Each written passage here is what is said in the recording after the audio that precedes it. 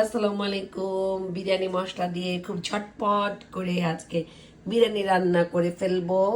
সমস্ত আয়োজন করে ফেলছি, চলেন দেখি। খুব তাড়াহুড়া করে বিরিয়ানি রান্না করা, বাইরে খুব বৃষ্টি, ভিতরে বিরিয়ানি খাবো গরম গরম।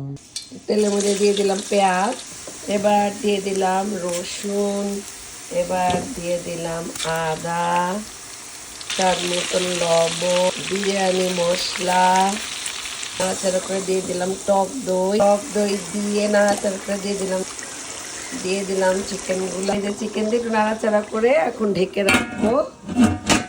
এই যে চিকেন মানে অর্ধেক সিদ্ধ হলে পানি দিয়ে দিব, এই পানির মধ্যে পোলাওটা হয়ে যাবে। এখানে মনে হয় 2 পট হবে, আমি 7 পট চালের বিরিয়ানি করতেছি, 14 পট পানি লাগবে, ডাবল। যে পানি বলক চলে আসছে, এখন আমি চাল দিয়ে দিব। চাল দেওয়ার পরে চালটা ফুটে আসতেছে, এখন দিয়ে দেবো ডিম।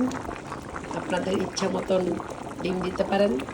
এবার দিয়ে দিব একটু চিনি, সামান্য একটু চিনি, দিয়ে দিব কাঁচামরিচ।